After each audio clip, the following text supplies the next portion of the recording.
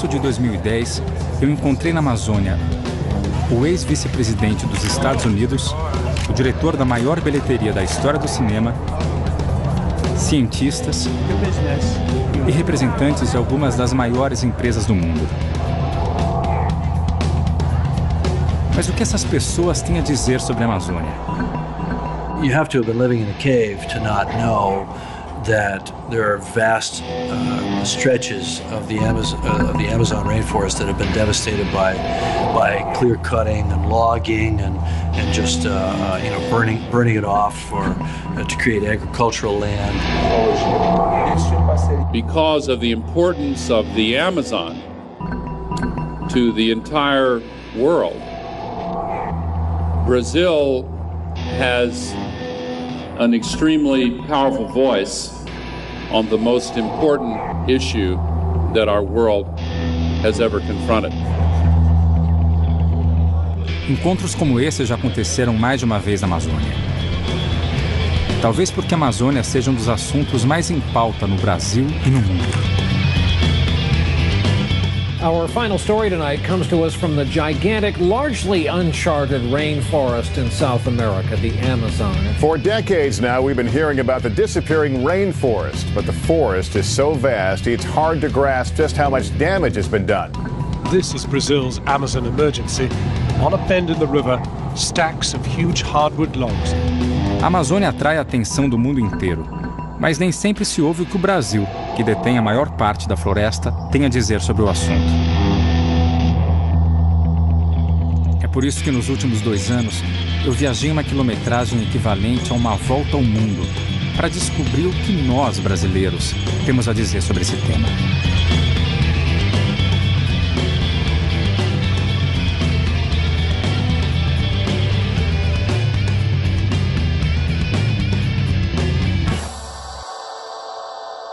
A Amazônia ocupa mais da metade do território brasileiro. Mas ao contrário do que muitos estrangeiros pensam, o Brasil não é só floresta. Eu, por exemplo, moro numa cidade com cerca de 20 milhões de habitantes, considerada a 4ª maior aglomeração urbana do mundo. Na minha cidade não tem floresta. E as únicas onças que eu vi estão no zoológico.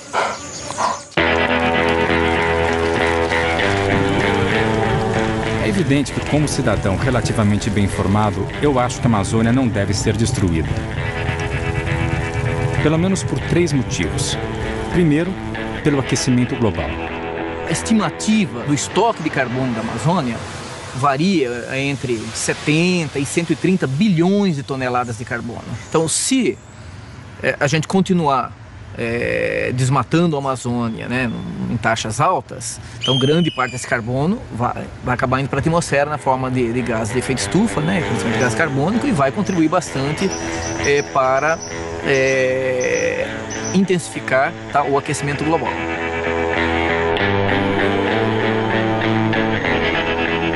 Mas esse não é o único motivo. A importância da Amazônia vai muito além. Nós temos a maior biodiversidade do planeta.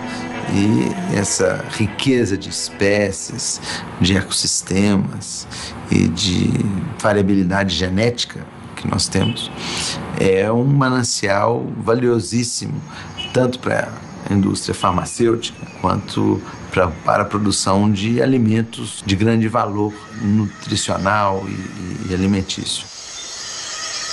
Se toda a Amazônia for desmatada, nós teremos uma massiva extinção de espécies. Existem milhares e, na verdade, dezenas de milhares de espécies da fauna e da flora na Amazônia que são endêmicas. Elas só existem em áreas muito localizadas da Amazônia. Um desmatamento geral elimina a possibilidade dessas espécies, ou muitas dessas espécies, sobreviverem. Então, será uma extinção biológica de enorme impacto.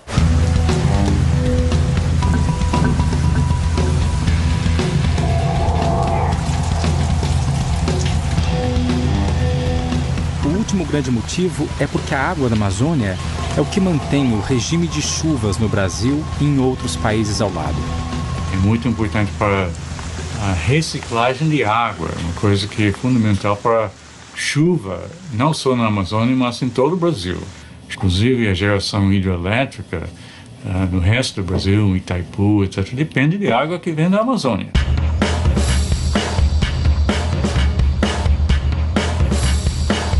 Chuva, água doce, clima, biodiversidade. A Amazônia é essencial para o mundo. E o Brasil, responsável pela maior parte da floresta, tem que encontrar um caminho novo para desenvolver-se com ela de pé. Se você pegar os países desenvolvidos, eles se desenvolveram à custa dos seus recursos naturais e destruíram os seus recursos naturais. Nós temos hoje uma situação completamente diferenciada. A nós, não só por uma pressão interna, mas também por uma pressão internacional, é exigido um respeito profundo ao nosso ambiente, porque sabidamente ele tem um efeito globalizado. Nós já perdemos aproximadamente 18% da Amazônia brasileira. 1% da Amazônia é muita coisa. 1% da Amazônia é maior que o estado do Rio de Janeiro. Então, a Amazônia é tão grande que esses números, se não forem bem contextualizados, as pessoas acham, estão 18, ainda tem 82. Aqui não tem 82, os outros 82 não estão intactos. Parte dessa floresta já foi explorada. A arqueologia nos diz que o homem habita a Amazônia há pelo menos 11 mil anos. Até 1975, menos de 1% da Amazônia estava desmatada. Desde então, quase 18% da floresta foi destruída. Uma área maior do que a França. Bom, o que levou à destruição é a nossa trajetória histórica, econômica e social e institucional. E o governo, de certa forma, foi o grande responsável. Ele pagava para desmatar, ele criou toda uma lógica de que o processo de integração da Amazônia teria que passar pelo desmatamento. Com todas essas informações na cabeça, eu fui até o sul do Pará, uma das áreas mais desmatadas da Amazônia nos últimos 40 anos. É a terra onde mora Lázaro, um fazendeiro que veio há 35 anos para a Amazônia. A minha vinda para o Pará é uma história longa, viu?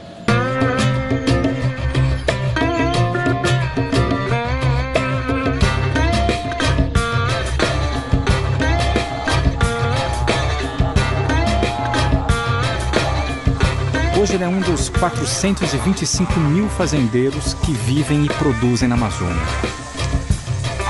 É mais um dos que chegaram aqui nos anos 70 apenas com um sonho. Mas para realizar esse sonho, ele precisava primeiro destruir a floresta.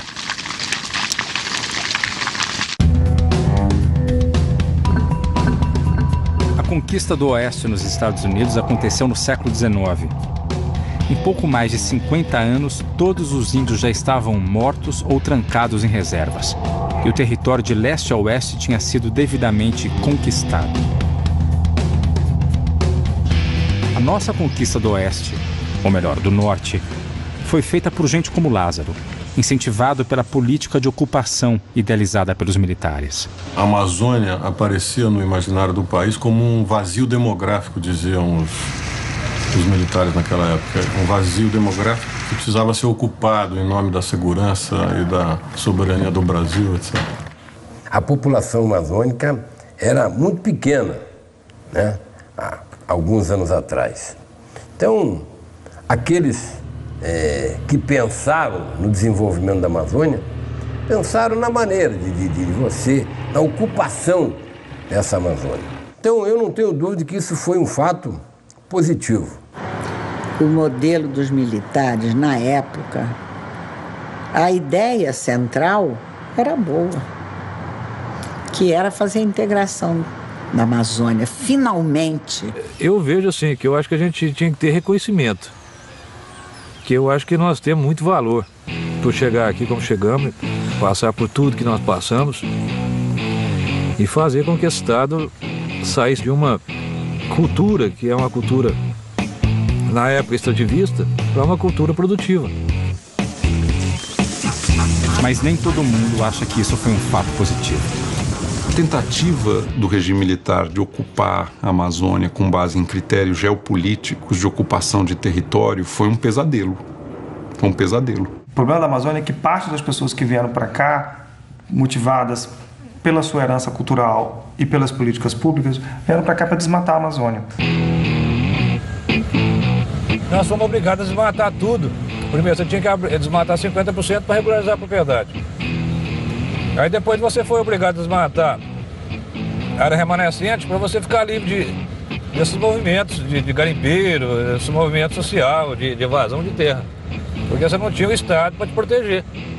Porque o cara achava que a sua reserva era terra devoluta. E aí se dava o direito de querer entrar. Então, pra você segurar aquela propriedade, você tinha que ser obrigado a tirar a reserva. Então, o que é que veio? Vem o fazendeiro fazendo aquilo que é o desbravamento da terra no estilo da destruição do pau-brasil, dos primórdios da colonização, que é colocar a floresta abaixo e faz qualquer coisa. Como é que você latifundia? É assim que você faz. Você vai lá, você derruba, você põe gado ali, faz uma ou outra melhoria, aquela terra passa a ser sua. O que eu acho e atribuo, por exemplo, como pontos negativos disso tudo, é aquilo como na própria educação dos nossos filhos, nós temos que dar liberdade com responsabilidade. O que é isso? É estabelecer limites. Né? Então, o que eu acho que não deu certo é que não foram criados juntamente mecanismos de controle que estabelecessem limites disso.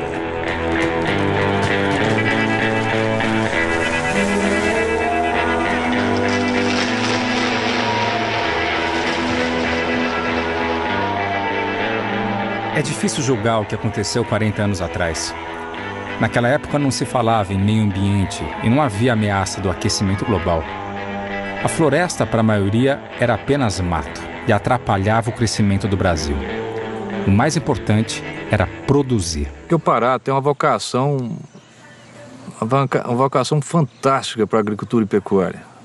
Por causa do clima, do sol e da chuva, entendeu?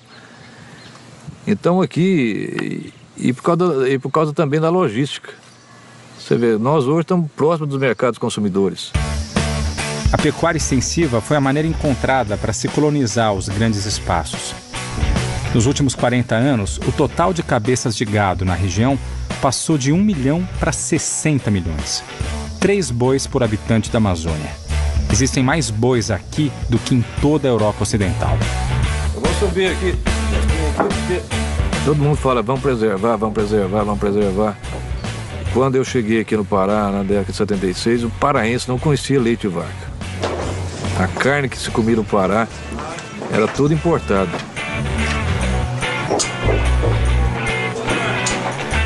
Hoje nós temos o 4º rebanho do país. O gado e a soja hoje são os 2 polos do chamado agronegócio na Amazônia, que são também 2 anomalias. Então ele faz gado porque é mais barato, porque amansa a terra e depois ele pode fazer qualquer outra coisa. Se você puder identificar o grande responsável pelo desmatamento da Amazônia, é o gado. Mas como resolver essa questão? Por um lado, mais da metade da área devastada da Amazônia é pasto.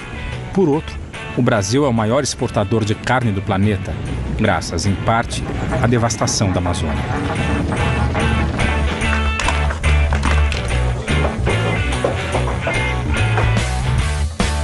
Eu falo, meu filho, eu falo, rapaz, pode ser o pior negócio do mundo, mas eu não paro de criar boi. Entendeu? Só paro no dia que eu morrer. Criar boi de maneira extensiva pode ser um bom negócio para o Lázaro, mas certamente não é para a floresta. As estatísticas mostram que há menos de 1 boi por hectare nas terras desmatadas da Amazônia. 0,9 boi, se isso fosse possível, né? Substituir floresta por pecuária de baixíssima produtividade certamente não é uma atividade que deve ser recomendada para a Amazônia. Os técnicos acreditam que a produção poderia ser dobrada ou até triplicada com a ajuda da tecnologia, sem que fosse necessário cortar uma única árvore. A ideia hoje é não aumentar 1 palmo de área desmatada na Amazônia, e sim recuperar aquelas áreas que já foram desmatadas no passado, poder aproveitá-las quando da forma correta para a pecuária, no local certo, na hora certa. Mas não é tão simples assim. O desmatamento na Amazônia, embora venha diminuindo nos últimos anos, ainda é grande e se expande para novas áreas. Quando olhamos para o mapa, é fácil ver que ele forma um arco envolvendo toda a parte sul da Amazônia. O arco de desmatamento é um crescente, onde mais de 80% do desmatamento até hoje tem acontecido. Só que nos últimos anos, os dados, por exemplo, nos últimos 2 anos, se mostra claramente de que o grosso está saindo de lá e está subindo no Pará, né? Inclusive ao longo da rodovia BR-163, mesmo sem ter asfalto ainda.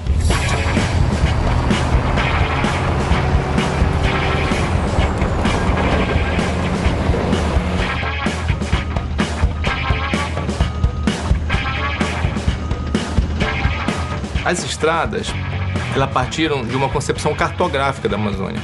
Qual foi a diretriz? Vamos colocar os pontos não navegáveis dos rios. É um conceito muito rústico, muito primário e agressivo para a Amazônia. Bom, a BR-163 tem 40 anos e até hoje não foi concluída. Os fazendeiros, os extratores de madeira, que são os principais personagens no lado paraense da BR-163, eles chegaram a construir 600 quilômetros de estrada absolutamente clandestinas. A lógica do avanço da fronteira do desmatamento começa, obviamente, com uma personagem bem conhecida, a motosserra. São os madeireiros que avançam sobre novas áreas, abrindo caminho para outros que vêm atrás.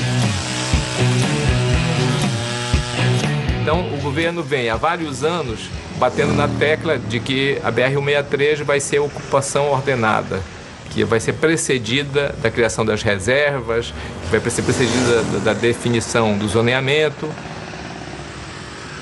E justamente ali que esse ano é o foco do desmatamento. O município de Novo Progresso, no meio da rodovia, é o campeão de todos os municípios do Brasil em termos de desmatamento. A construção de estradas é um assunto controverso na Amazônia. Por um lado, elas servem para abrir novas áreas ao interesse dos madeireiros ilegais, aumentando o desmatamento. Elas formam aquilo que é chamado de espinhas de peixe. Mas, por outro lado, elas são a única forma de parte da população chegar a um hospital, em caso de necessidade, e usar de outros serviços das cidades grandes. Além disso, são uma das únicas maneiras do Estado chegar a regiões totalmente sem lei.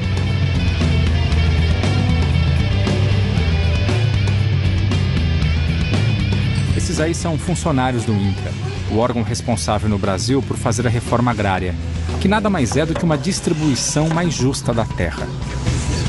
Eu encontrei com eles nesse restaurante de beira de estrada, a 400 quilômetros de Santarém, na BR-163. Nosso destino é justamente a cidade de Novo Progresso, a nova capital do agronegócio e, consequentemente, do desmatamento e do conflito. Os pequenos produtores, né, eles estão localizados em áreas que são menos favorecidas, né, mais distantes do eixo da BR.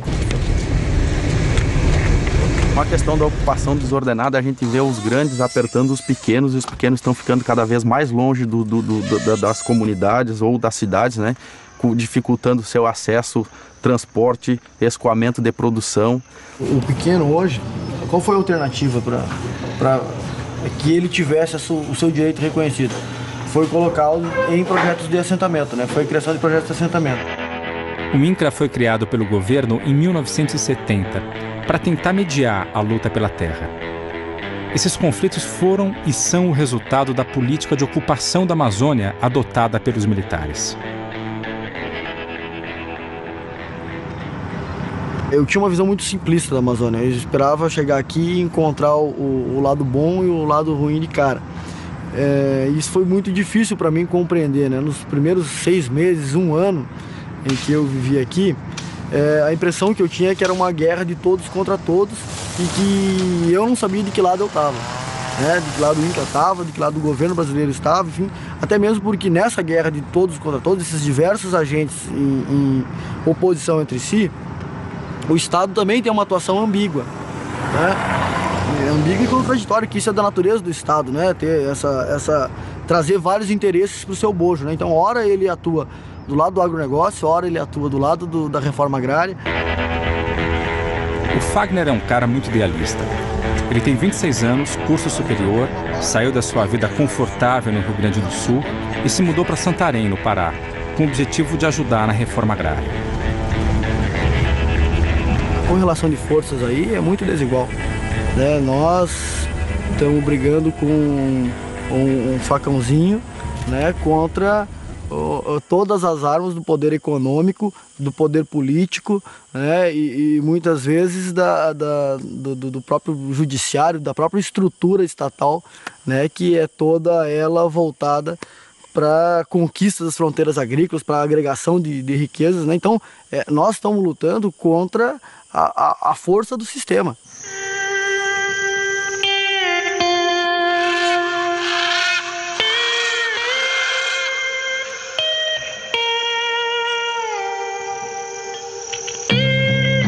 Um dos programas do INCRA é fazer assentamentos sustentáveis para pequenos agricultores.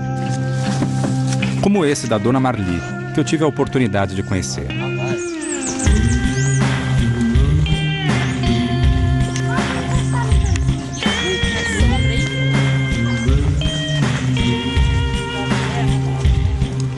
Hoje, o pequeno agricultor depende basicamente do apoio do Estado.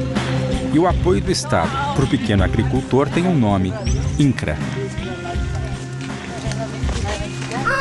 O seu lote é de comprido, assim, né? Que nem esse. Esse é assim, para lá. Minha leitura eu tenho, né? Não se importa não. Dona Marli, o nosso trabalho hoje aqui é fazer uma vistoria rapidinha para identificar o que a senhora tem de benfeitoria, criação, plantações, né? Porque a gente está na iminência de pagar os créditos, apoio inicial e habitação no projeto. Tá, Dona Maria? Era isso que a gente precisava com a senhora. De quem está morando. Muito obrigado. Eu que agradeço. Nós temos que seguir aí. Tá. Até outro dia. Esse modelo de assentamento, ele tem algumas peculiaridades. Ele demanda grandes áreas, demanda áreas riquíssimas, né? Então ele entra na disputa com outros interesses. Tanto para mim, alegria estar aqui. Apesar desse assentamento ainda não ser completamente legalizado, né? Que eu espero que a hora que ele tiver mesmo, assim, falar, olha, agora é assim sim, né? Agora tá certo, né? O que pertenceu a fazendeiro já foi, e já é dele, ele tá resolvido com a vidinha dele lá, e vocês com a de vocês aqui, com seus sitinhos, plantando, criando. E esse é o meu sonho. E ficar em paz, né? Esse é um dos pontos chaves que tem que ser trabalhados na Amazônia, a questão da posse da terra, de quem é a terra. Quando eu falo para um produtor que ele tem que recuperar a nascente dele, ele tem que ter certeza de que ele é dono da terra. Se ele tiver certeza de que ele é dono da terra, com certeza ele vai ter ainda mais interesse em preservar. Se ele acha que um dia ele vai perder aquela terra, ele não vai investir para manter aquela terra a longo prazo. Ele vai pensar só em tirar, porque um dia ele pode não ser dono daquela terra. Um dos trabalhos do INCRA é mapear as propriedades na Amazônia. No futuro, ainda bem distante, o governo será capaz de comparar os mapas da devastação com o mapa das propriedades. E aí sim, descobrir quem são os verdadeiros responsáveis pelo desmatamento e aplicar a lei. Tem uma contradição na política do governo de, em parte, jogar do lado da solução e, em parte, jogar do lado do problema. Quando o governo coloca um assentamento de reforma agrária numa área de floresta, ele está do lado do problema. Ele está, de fato, usando a floresta para resolver, no curto prazo, uma demanda social, mas no médio prazo essa demanda social não vai ser resolvida, porque a floresta não é o local para fazer reforma agrária. Mas o governo, quando cria uma reserva ambiental e numa área que seria desmatada, o governo, de fato, está jogando do lado da solução. Então nós estamos indo com destino a Fazenda Marambaia. É uma fazenda que tem um acampamento sem terra na frente dela. E nós vamos reunir com alguns produtores que estão lá, inclusive o proprietário. Está sendo objeto de especulação desses movimentos agrários liderados por essa sigla MST, né? Que tanto terroriza o Brasil. Chamo Gladson Barbosa de Souza, entrei no movimento em 94, ou seja, agora completou seus 16 anos, né? Esse confronto com os fazendeiros e com os empresários da região é um enfrentamento direto né, na luta pela terra. Então, e hoje ele é um pouco mais acirrado, porque tanto o MST também conseguiu se organizar mais, né, e também os fazendeiros conseguiram se organizar cada vez mais. Quando a gente está discutindo a questão da reforma agrária, para os fazendeiros, o que vem na cabeça deles? Que a gente não vai ficar rico. Quando a gente ocupa a terra, a gente não vem com uma proposta de desenvolvimento, que não é mais incorporar só aquele que vai ficar rico pessoalmente, mas que vai pensar uma lógica de organização para uma sociedade toda, para uma comunidade toda. Se os assentados têm a proteção do INCRA, o Jorge e seus amigos conquistaram seu pedaço de chão militando no MST, o Movimento do Sem Terra. É uma outra forma de tentar equilibrar a disputa pela terra, ocupando fazendas e muitas vezes partindo para o confronto aberto. Nasci na periferia de Belém, no bairro chamado Guamar. Eu acho que como conquista fundamental foi ter espaço de moradia, ter espaço de educação dos meus filhos, que eu não teria se estivesse na periferia de uma capital. A gente, quando entra numa ocupação, quando a gente vai para um acampamento, a gente vai sabendo que lá a gente vai viver mais e a gente vai viver melhor. Porque a gente quer sair daquelas condições que a gente tinha lá na cidade para construir uma outra. Porque ninguém sai de uma condição de vida para ir para uma outra pensando que vai piorar, que vai morrer, que vai, né? A gente sempre pensa que vai para melhorar, para viver melhor. A dificuldade muito grande dos movimentos sociais se consolidarem na região é exatamente pelas pressões que recebem pelo longo histórico de impunidade daqueles que agem contra os trabalhadores, né? Praticamente todo presidente do Sindicato de Trabalhadores Rurais aqui já recebeu várias ameaças, né? O presidente da associação que combate o madeireiro, né, ele é ameaçado, ele tem a sua casa queimada, enfim, esse é o cotidiano, né, de um lugar em que o Estado esteve ausente durante muito tempo.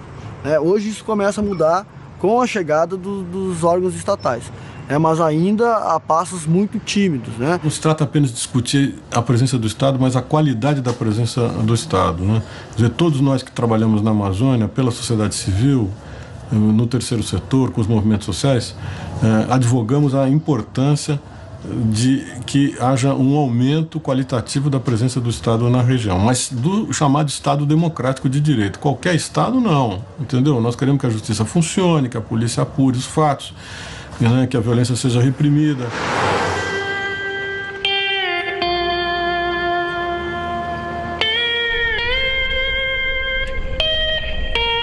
Ô, pessoal. Como é que tá? Vamos, senhor? Joia? Beleza? Tá tudo bom? Joia. Meu depoimento é como produtor rural na região, município Curionópolis, Fazenda Marambaia. Depois de 35 anos, eu estou sendo ameaçado na porta da minha propriedade por movimento social, que estão acusando de improdutiva, de documento falsificado e mais um tanto de coisa. Então, isso é revoltante para uma pessoa que passou a vida trabalhando, construindo uma coisa, e depois de tantos anos, você vê a coisa que parecendo que vai ruir sem apoio de autoridade, sem reconhecimento do Estado. Do seu trabalho, para que faça do meu trabalho, como de todos os nossos vizinhos que estão na mesma situação. É o que nós estamos vendo acontecendo no sul do Pará. Infelizmente, essa é a realidade. Nós, produtores rurais, que hoje nós não devemos mais falar fazendeiro, isso acabou. É o produtor rural, né? Que está segurando a balança comercial, não só aqui, mas no Brasil inteiro. Mas nós somos os produtores mais discriminados pelo Estado. Porque nós estamos na Amazônia. Porque estamos aqui na Amazônia e, infelizmente, temos a complacência com esses pseudo-movimentos, que é um verdadeiro favelamento. Quer dizer, se o cidadão já é aculturado, ele é ignorante, e lá no campo, onde ele está sendo assentado, sem a menor estrutura, como hospital, escola, estradas, se ele já não tem perspectiva, não tem essa escola Qual é a perspectiva do filho desse cidadão? Se assenta por emoção. Se assenta por emoção. Por política. Por voto. A busca do voto. Isso nós não suportamos mais. Mas nós resolvemos dar um basta aqui. Nós resolvemos dar um basta aqui. Aqui, esses movimentos não vão nos empurrar 1 metro, não. Vai ser difícil. Porque nós vamos reagir e empurrá-los para 1 metro para trás. Daqui para frente vai ser dessa maneira. Porque um homem acuado, como nós estamos aqui, ele não mede às vezes as consequências. É uma situação difícil.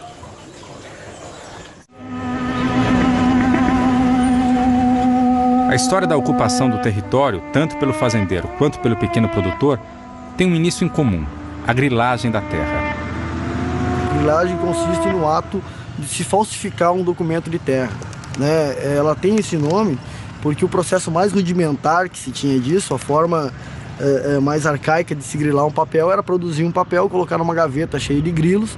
Aqueles grilos ficavam ali, né, comendo e defecando naquele papel por alguns meses. Quando eles abriam a gaveta, aquele papel tinha uma aparência de um papel autêntico, de um papel velho, enfim, né, de um título que estaria armazenado num cartório há muito tempo, né? Então a grilagem, em estrito senso, ela é isso, é a falsificação de documentos de terra para dar uma aparência de legalidade àquela área que foi apropriada por métodos não legais.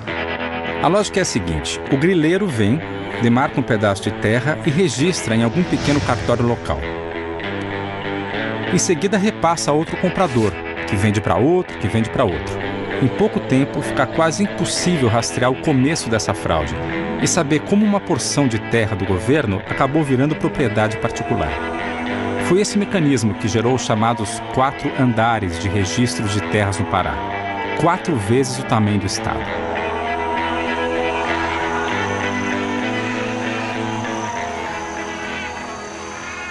Não, aqui dentro, então, por enquanto, assim, eu tô bem. Sobre esses pessoal aí, todo mundo são meus amigos aqui. Mesmo os caras que perderam aqui, que fizeram esse pedacinho aí, tudo pegou e ficou...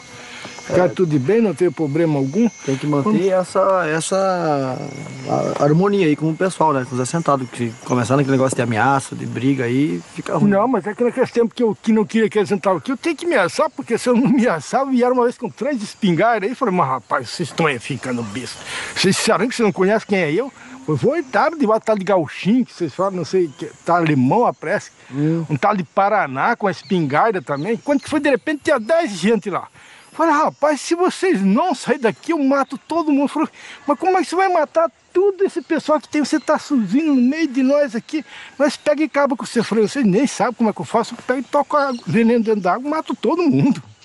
Daí tem um monte de história do veneno na água, Aí foi esse problema aí que eles vieram enchendo o saco desse negócio de veneno da água, né? Então, sei lá, você sabe que essa terra é meu, eu não tenho jeito de pegar e perder isso aqui. Isso aqui é tudo que eu consegui na minha vida, foi isso aqui. Se eu perder isso daqui, a minha vida foi embora. Você comprou de quem? Isso. Quando que eu comprei do Ney Tesan, lá do Paraná. Mas você não teve escritura, nunca registrou no cartório, né? Não, só tem... Fizeram só um contrato, só um contrato de compra e venda. Mas foi feito no cartório. Então, o senhor siga com a sua plantação, enfim, traz o seu gado aí para aquela parte que está aberta ali, que você está cercando, né? Aí, se a justiça decidir, conforme a justiça decidir, vamos ter que cumprir todo mundo, né? E se o senhor não voltar atrás, a gente não volta atrás também. O dia que tiver uma decisão judicial, o que perder vai cumprir a decisão judicial, né? Então tá, até logo. Tudo bem? Até próximo. A grilagem de terras leva sempre à expansão das fronteiras do desmatamento e do agronegócio.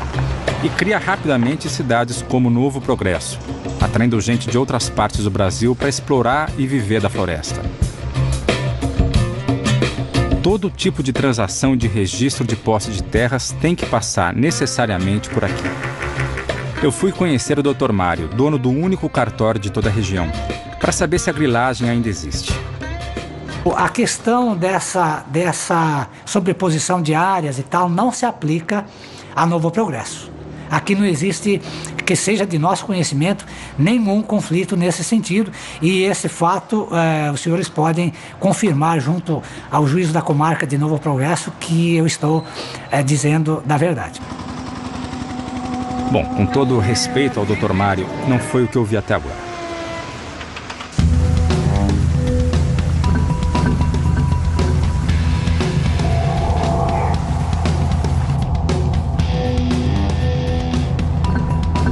Mas seria simplificar tudo o que vi dizer que o problema da Amazônia está somente na pecuária extensiva ou na propriedade legal. Ao longo dos milhares de quilômetros que percorri, pude ver o quanto a miséria pode ser um fator de destruição da floresta.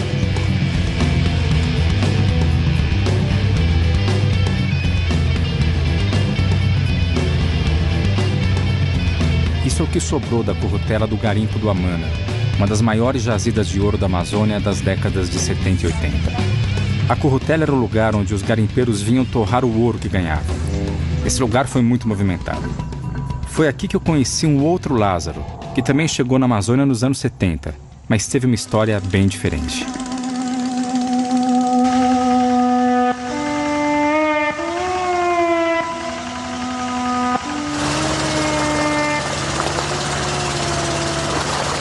Bom, garimpo para mim, a princípio foi assim uma febre, um mal, entendeu? E o bem, porque eu não posso me queixar de garimpo. Ganhei dinheiro com garimpo. Em 1984, no Marupá, no Alto Tapajós, nós produzimos uma média de 150 quilos de ouro.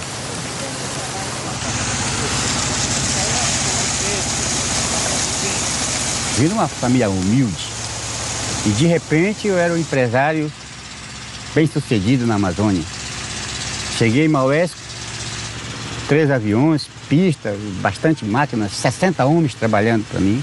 Eu comprei uma transportadora em Santarém, escritório em Belém, em São Paulo, na Vila das Patas. Eu tinha uma transportadora, uma Transnorte. Eu tinha 3 aviões, eu tinha um barco de linha de Maués a Manaus. Em uma semana eu produzi 12 quilos de ouro. E eu nunca tinha visto tanto dinheiro da minha vida. Era uma pasta e outra parte no jornal, embrulhado com jornal. E eu fiquei perturbado a cabeça. Eu cansei de entrar embaixo do chuveiro pensando que eu tinha tirado minha roupa. E eu ligava o chuveiro quando eu vi eu estava vestido, porque eu nunca tinha visto isso.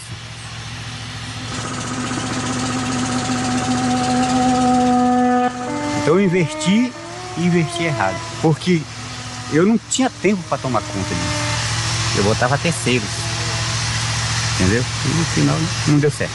E que ganhou bastante dinheiro, isso aí não tem que negar não. Ganhou bastante dinheiro, isso aí... Mas foi tudo de água abaixo de novo, né? Chegou o ponto de eu não ter nem bicicleta para andar em cima.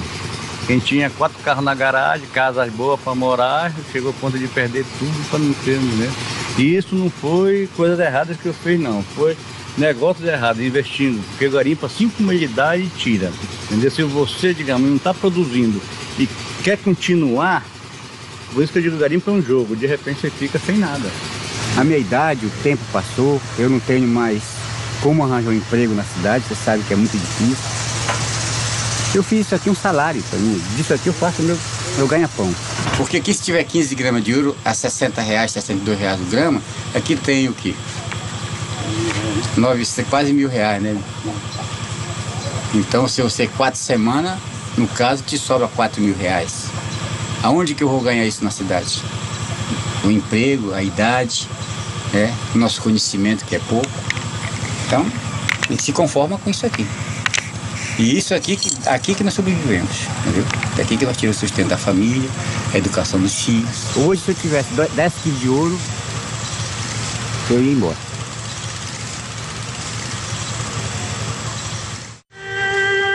A vida incerta do garimpeiro ainda atrai muita gente. Existem mais de 1.300 pontos de garimpo ilegal em toda a Amazônia, muitos deles dentro de terras federais ou de reservas indígenas. É uma febre que deixa muitas marcas. A Amazônia sempre foi um celeiro de aventureiros, né? De urubus, de abutres. Chegam lá, exploram e vão embora. E deixam a população, enfim, à míngua.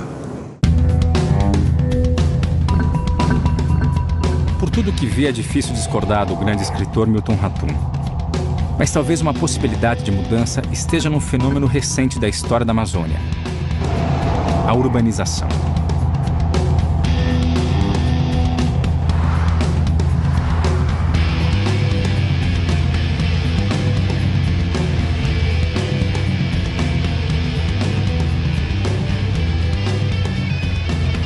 Amazônia hoje está em grande parte urbanizada e há concentrações enormes, né? Talvez o exemplo mais gritante é o estado do Amazonas, onde Manaus é uma cidade enorme, uma metrópole, entendeu? E as outras regiões do estado têm baixa densidade.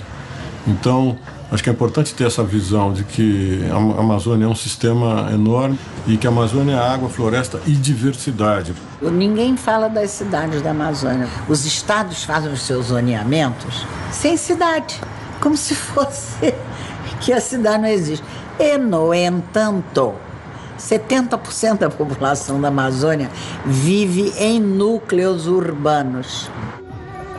Acontece que as cidades são cidades absolutamente sem dinamismo algum. São as trocas entre cidades que dinamizam as cidades.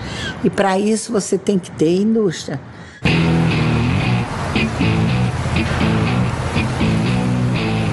É possível perceber que a Amazônia hoje é bem mais do que a floresta. São centenas e centenas de cidades que abrigam a maior parte dos cerca de 25 milhões de habitantes da Amazônia. E eu me pergunto, no meio de tanta cidade, onde estariam os povos da floresta?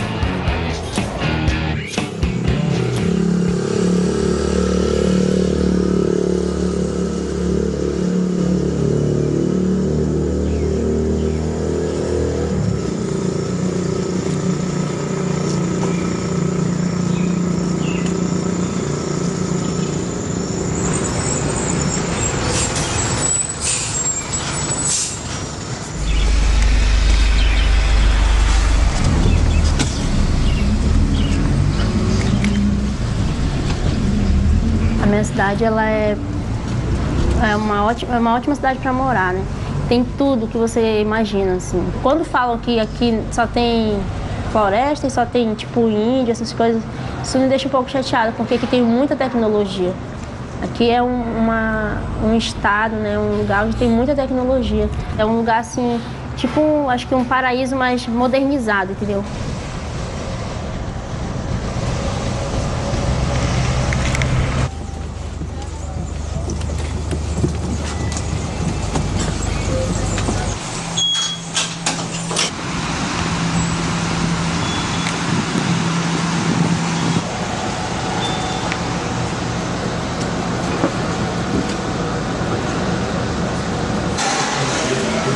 Para mim, a Amazônia, ela é tipo como se fosse uma joia que você tem que proteger, né? Uma joia que todo mundo quer. Todo mundo quer esse diamante, como se fosse um diamante muito valioso, que todo mundo quer, todos os outros países, né? Países fora daqui, Estados Unidos, não sei. E ela é nossa, ela é minha.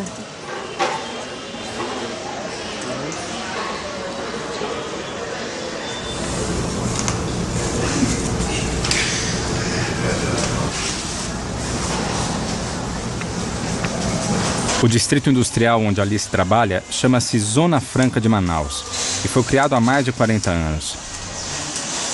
Do mesmo jeito que incentivou a ocupação de terras em toda a Amazônia, o governo quis atrair as empresas para cá, oferecendo condições super especiais. De certa maneira, isso funcionou. Hoje existem mais de 450 empresas de alta tecnologia em Manaus. Tudo muito bom, né? O problema é que a tecnologia... Bom, essa vem de fora.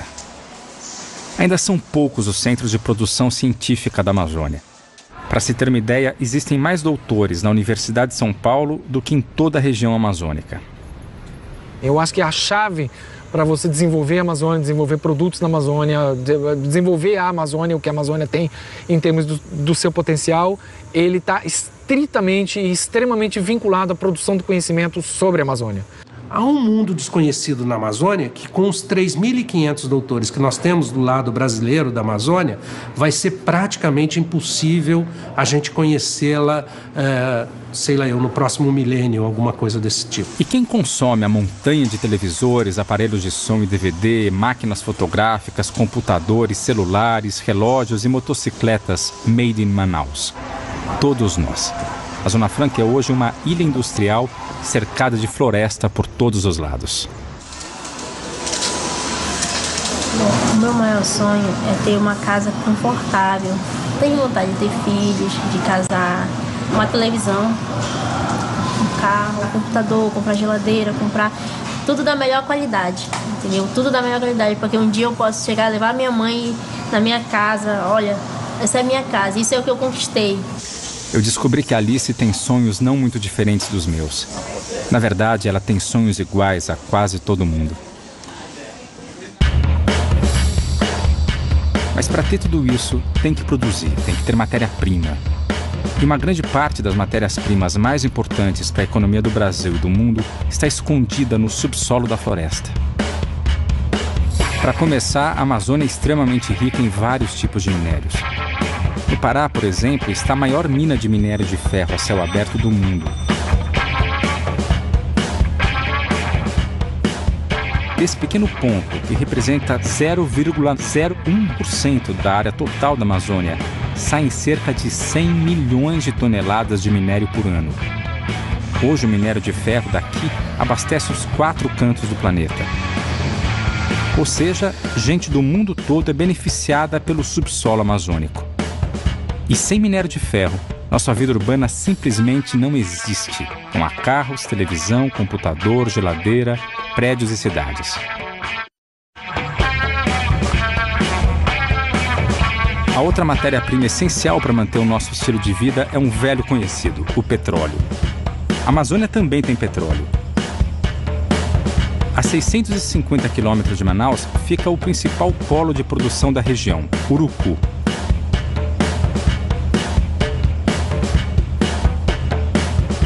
Nessa pequena base, no meio da mata, são produzidos 55 mil barris de petróleo e 10 milhões de metros cúbicos de gás natural por dia. O petróleo é considerado de altíssima qualidade e é usado para pôr gasolina no nosso carro, entre outros usos. E hoje o mundo, consome como um todo cerca de 80 milhões de barris por dia. E pelas projeções que nós temos, daqui a uns próximos 20, 30 anos, talvez estejamos consumindo 100 milhões de barris de petróleo. Porque apesar do esforço que a sociedade tem feito na busca de energias alternativas, esse processo ele tem um tempo de maturação. As projeções sempre indicam que o petróleo, o gás e o petróleo continuarão por um período, talvez de 30, 50 anos, como uma das principais fontes de energia para esse modelo de sociedade que nós vivemos. A gente sabe que a gente não pode deixar de utilizar os recursos minerais que existem na Amazônia, os recursos petrolíferos que tem na Amazônia. Seria uma estultice de quem quer que seja você dizer que você tem que preservar, colocar uma redoma em cima disso e não utilizar. Não dá. Você tem que saber utilizar. Você tem que utilizar com o menor impacto possível. O nosso estilo de vida coloca pressão sobre a floresta. Disso eu não tenho mais dúvidas. Mas, ao mesmo tempo, é impossível pensar que estejamos preparados para abandonar essa maneira de viver. O que eu chamo de desenvolvimento? Só mais? Só ter? Até pouco tempo atrás, o desenvolvimento se media simplesmente pelo PIB. Produto Interno Bruto era a medida do desenvolvimento. Hoje, questão de justiça social, questão de distribuição, questão de saúde, a esperança de vida, a mortalidade infantil, todas essas são novas medidas do que seja desenvolvimento. Muitas empresas que estão na Amazônia, extraindo as matérias-primas que garantem a nossa vida do jeitinho que ela é, já estão falando de uma maneira diferente. Do jogo de forças entre o lucro e a responsabilidade com o planeta, surgiu a sustentabilidade. Ah, que palavra bonita! Mas alguém sabe o que isso quer dizer? De verdade. Olha, tem um pesquisador inglês que classificou mais de 20 ou 30 conceitos de sustentabilidade, nem sempre compatíveis entre si. Como toda palavra que entra na moda, ela acaba servindo de pau para toda a obra. Eu costumo participar de algumas reuniões científicas por aí e ninguém, eu acho que conseguiu adequadamente definir o termo sustentável, ou sustentabilidade. Ninguém sabe.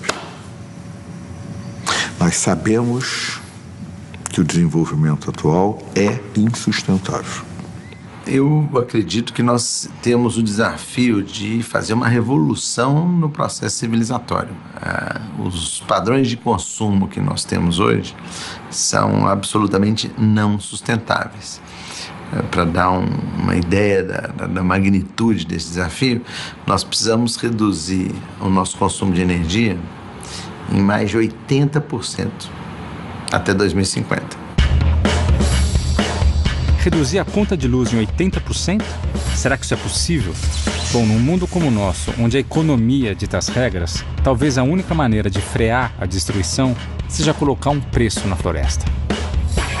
A natureza, ela nos presta muitos serviços, do qual nós nunca nos demos conta por pura arrogância, como estão aí de graça ao montão, a gente trata, em linguagem de economista, como bem público. Tá aí, pode usar. O ar que a gente respira, eu não pago pelo ar que a gente respira.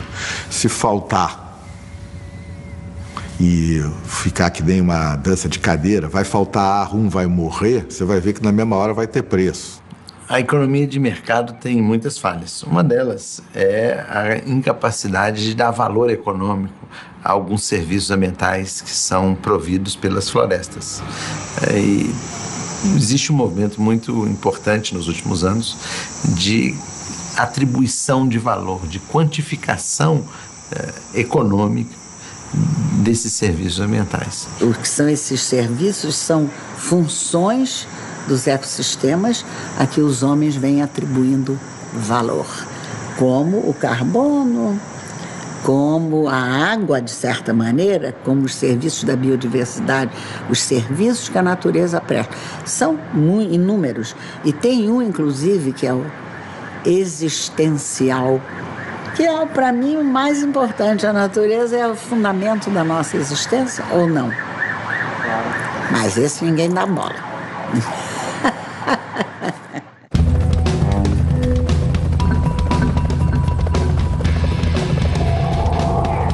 Muita tinta já foi gasta para falar da relação entre o homem e a natureza.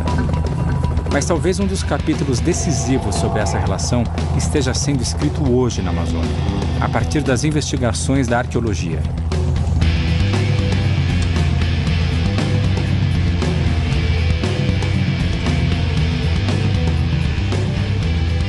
A gente sabe hoje que a Amazônia é ocupada há pelo menos 11 mil anos. Os primeiros habitantes chegaram ali há pelo menos 11 mil anos atrás, mas talvez até antes disso. Então a ocupação humana da Amazônia não é muito antiga, ela é milenar. Mas por uma série de questões, que isso tem que ser melhor conhecido, melhor estudado, se criou aquele mito de que a Amazônia, antes da chegada dos europeus, era uma região que nunca foi densamente ocupada. Hoje todo mundo acha que a floresta sempre foi assim, uma mata virgem. Na verdade, os arqueólogos explicam que essa mata é o resultado da ação de milhões de pessoas. Segundo suas pesquisas, existiam cerca de 5 milhões de pessoas na Amazônia antes da chegada dos europeus. 5 milhões de pessoas que conseguiram usar a floresta para viver bem e sem destruir. Algumas dessas intervenções, elas criaram novas configurações paisagísticas que hoje em dia são muito importantes para os ocupantes atuais da Amazônia. Por exemplo, as terras pretas.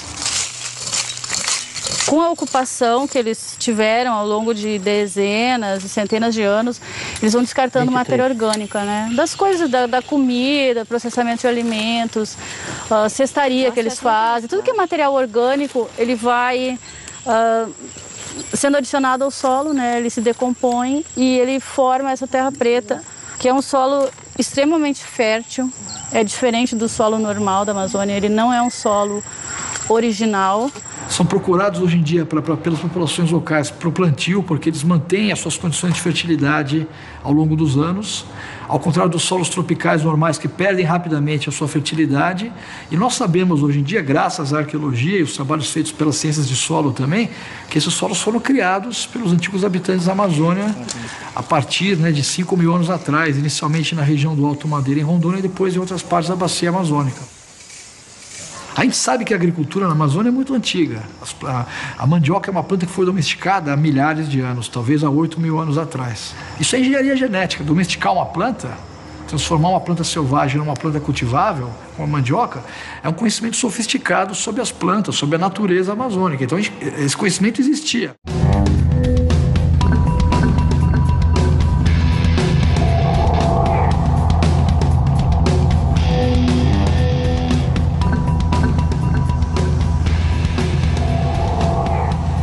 Pensando em como 5 milhões de pessoas conseguiram viver na Amazônia sem destruí-la, resolvi fazer uma longa viagem até alguns dos herdeiros diretos das antigas civilizações amazônicas, os índios.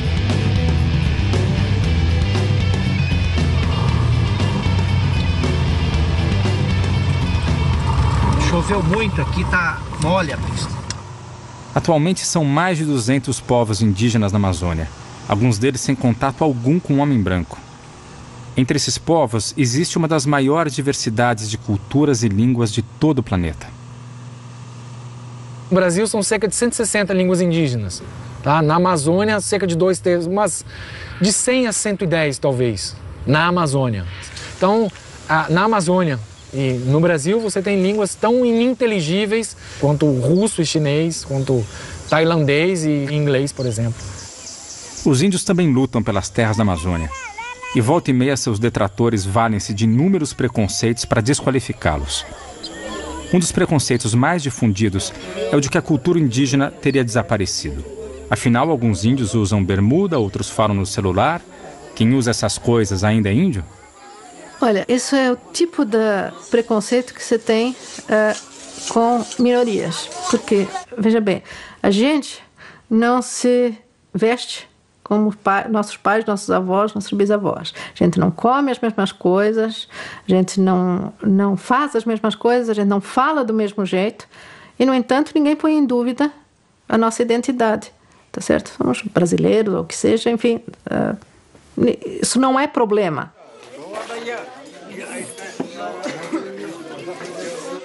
Mas para os índios, se tem uma imagem de que eles têm que ser aquela coisa do século XVI. Quer dizer, andarem pelados, usarem arco e flecha ou borduna, né? E, enfim, mostrarem performaticamente que são aqueles índios que a gente espera. Só que a história passou para eles também, tanto quanto passou para nós. E quem é que diz que uma sociedade é indígena ou não? Então, o que constitui uma sociedade indígena? E aí eu acho que a resposta é o seguinte, é exatamente essa consciência de uma continuidade histórica, né, com uma sociedade pré-colombiana, uma sociedade que estava aqui antes dos outros.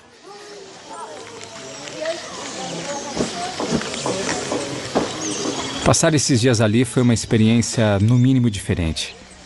Eu já viajei para vários países do mundo e nunca achei que estivesse num universo tão distante. Parte desse estranhamento é porque, de um modo ou de outro, a gente é tão educado na cultura europeia que acha que esse é o único idioma cultural do mundo, seja em Nova York, São Paulo ou Paris.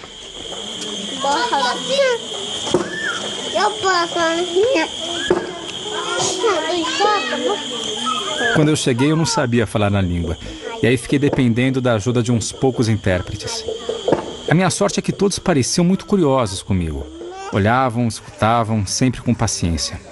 O contrário da minha vida na cidade, onde eu acho que conheço a pessoa em menos de 5 minutos e que logo em seguida tenho mais o que fazer. Lá não é bem assim. Tudo isso com uma calma, num outro ritmo de tempo.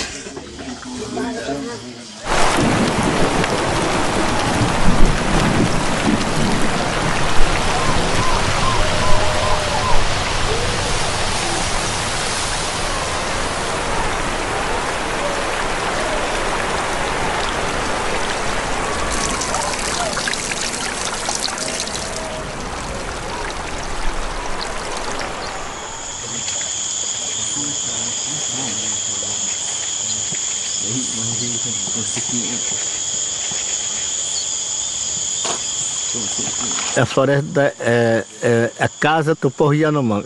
Você chama floresta. Nós chamamos Uriri, onde que os povos Yanomami vivem há muitos anos, caçar, coletar, cuidar. Então isso é para nós diferente. Além disso, a luz é outra, o calor é outro, a umidade é outra, o ar é outro. Mas talvez o mais estranho de tudo seja a proximidade excessiva de todos no cotidiano, sempre com muita gente do lado. Falo isso porque eu sempre vivi de uma outra maneira, até porque na cidade viver sozinho é normal. Já entre os índios é o contrário, não tem nada mais esquisito do que morar sozinho. Também não sei se eles entendiam direito o que eu estava fazendo lá, porque eu não estava com a minha mulher, filhos ou pais. Foram horas em que eu mesmo me perguntei o que eu estava fazendo lá, no meio de uma aldeia. Afinal, as aldeias são como grandes famílias que moram juntas. Para nós, Yanomami, para nós índios, nós pensamos que vocês são não pensa nada. Só pensa de andar, se pensa de trabalhar, se pensa de resolver, tirar documento, resolver problema. E para nós, você não está pensando no futuro. Um branco, ele não ama a terra. Ele não ama a floresta. Desenvolvimento, desenvolver um povo, desenvolver uma criança, filho.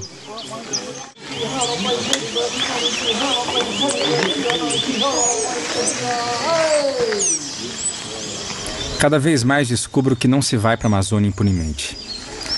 Acho que eu só pude entender um pouco mais esse universo depois que eu fui falar em São Paulo com outras pessoas. Quais as maiores diferenças entre a minha concepção de mundo e a deles? Já começa, digamos, na relação homem-meio, né? Ou homem-terra, se a gente quiser, para chegar mais fundo. Né? Porque, digamos, eu acho que para os povos indígenas, a terra não pertence a eles, são eles que pertencem à terra. Né? Para nós, a terra é um objeto inerte, certo? Mensurável e, digamos, apropriável. Né? Ela pode nos pertencer coletivamente, individualmente, etc. Mas, enfim, a questão da propriedade já é imediatamente colocada. Digamos, a terra não é separada, a floresta não é uma entidade separada de gente, de bicho, de planta, de espíritos, né? E portanto, você tem que tratar, do ponto de vista cosmológico, com esse todo.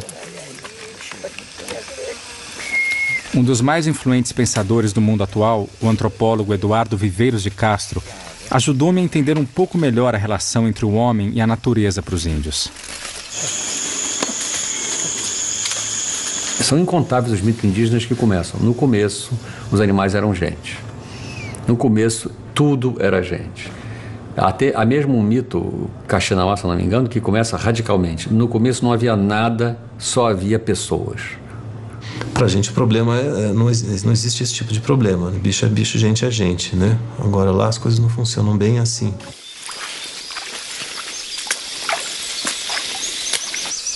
Os índios americanos, como milhares de outras culturas tradicionais do planeta, eles entendem que a espécie humana não tem o monopólio da alma. Ou, para falar como os índios às vezes falam para a gente, para simplificar, tudo é gente, todos os animais são gente, planta também planta é gente, tudo é humano, né? Os animais também são humanos, os porcos são humanos, as onças são humanos, os jacarés, as árvores, eventualmente até objetos e artefatos possuem um componente invisível que é humanoide, né? Que tem uma forma humana. Existem várias maneiras de dizer isso. Às vezes eles dizem, por exemplo, que os animais são gente por debaixo de uma roupa. Isso que a gente vê é só uma roupa. Quando os animais estão longe da nossa visão, eles tiram essa roupa e ficam iguais a nós. Isso faz com que, por trás desse invólucro, dessa roupa de bicho, exista sempre uma alma humana genérica, né? Um duplo humano, um estado humano.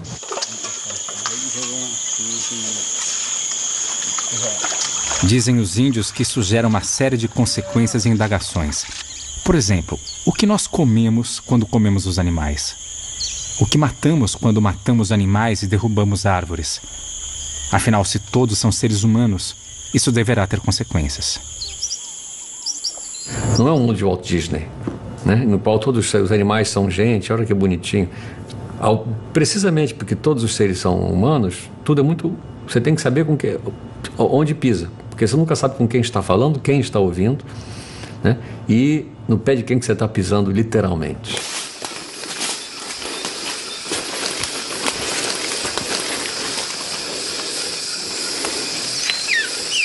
Não se faz nada impunemente, dizem os índios. Viver é muito perigoso. E é preciso muito cuidado para não ofender esses outros seres humanos, essas outras gentes na concepção deles. Não porque o universo seja frágil, mas porque, ao contrário, nós somos muito mais frágeis. É preciso medir e pesar as consequências do que se faz, uma vez que a vida envolve uma troca de vidas e de mortes. O universo se torna extremamente interessante e extremamente perigoso. Então, a ideia de que o universo é essa coisa cinza, tediosa, no qual nós só podemos falar conosco mesmo, não temos diálogo com ninguém mais, porque nenhuma outra espécie, porque nós estamos sozinhos no universo. O nosso é famoso, como dizia o Pascal, o silêncio dos espaços infinitos me apavora, porque é como se a espécie humana estivesse inteiramente só na criação, porque só nós fomos criados por Deus desse jeito. O resto é essa coisa aí que a gente vê que é totalmente... É como se o resto da vida fosse toda morta, sob o aspecto espiritual. Né? A criação, toda a vida é morta, espiritualmente não tem vida. Só tem vida material. Só nós temos a vida espiritual. Então estamos reduzidos a só falarmos conosco mesmo. Né? Então o humano está reduzido a um monólogo, digamos, da espécie. A espécie humana é monológica, ela só pode falar consigo mesma. Ou com Deus, que é a sua, em suma, né, o seu respondente, o seu interlocutor, o seu único interlocutor. O silêncio dos espaços infinitos me apavora. Essa frase, lembrada pelo antropólogo, me lembra a primeira vez que vi a Amazônia do alto. E sintetiza bem algo que percebi ao longo dos milhares de quilômetros que percorri para fazer esse filme. Para mim, se existe algo que guardo da experiência com os índios e de toda essa viagem, é que nunca estamos sozinhos diante da Amazônia. A Amazônia vive. E se ela quiser, pode dar um ponto final nessa nossa vontade de moldar o universo ao que achamos que ele deve ser. O silêncio dos espaços infinitos ainda vai fazer-nos calar a boca.